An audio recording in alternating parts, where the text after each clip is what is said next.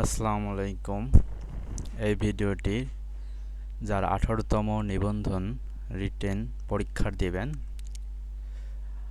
School two পর্যায়ের junior শিক্ষক পদে তথা ইবতেদায়ী শিক্ষক তাদের সিলেবাস বিষয়। চলুন দেখে নেওয়া যাক আপনাদের সিলেবাস।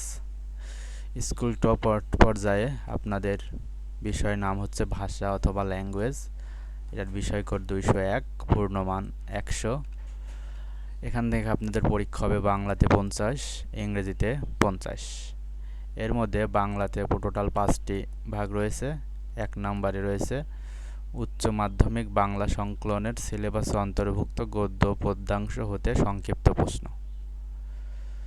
মানে আপনারা এইচএসসিতে যে বাংলা বইয়া রয়েছে সেখান থেকে সংক্ষিপ্ত প্রশ্ন করা হবে। 2 নম্বরে রয়েছে ব্যাকরণ। এখান থেকে আছে সমাস, উপসর্গ, প্রকৃতি ও প্রত্যয়, সন্ধি, সমার্থক শব্দ, ধাতু, বিপরীত শব্দ, বিরাম চিহ্নের ব্যবহার এবং বাগধারা। এখান থেকে মূলত 10 মার্কের প্রশ্ন হয়। 3 নম্বর রয়েছে পত্র লিখন, আবেদন বা দাপ্তরিক পত্র, সামাজিক সমস্যা বিষয়ে সংবাদপত্রের চিঠি। 4 নম্বরে রয়েছে ভাব সম্প্রসারণ এবং 5 নম্বরে রয়েছে সারাংশ লিখন। এই 5টি পয়েন্টের মধ্যে থেকে আপনাদের 50 মার্কের প্রশ্ন আসবে। ইংরেজিতে রয়েছে 50 মার্ক। এর মধ্যে 1 নম্বরে রয়েছে গ্রামার অংশ। গ্রামারের মধ্যে রয়েছে parts of speech, article, tense, kinds of verbs, voice change. এখান থেকে প্রশ্ন হয়। 2 নম্বরে রয়েছে translation from Bangla to English. এখান থেকে 10 মার্কের প্রশ্ন হয়।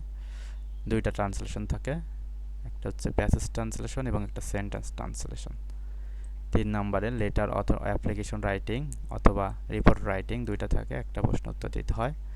4 নম্বরে প্যারাগ্রাফ রাইটিং, 5 নম্বরে কম্প্রিহেনশন মানে একটা প্যাসেজ। এখান থেকে এই 5টি ধাপের থেকে 50 মার্ক। বাংলা এবং ইংরাজির কোথায় থেকে কয়টি প্রশ্ন হয় এর ডিটেলস পরবর্তী ভিডিওতে জানানো হবে। ধন্যবাদ।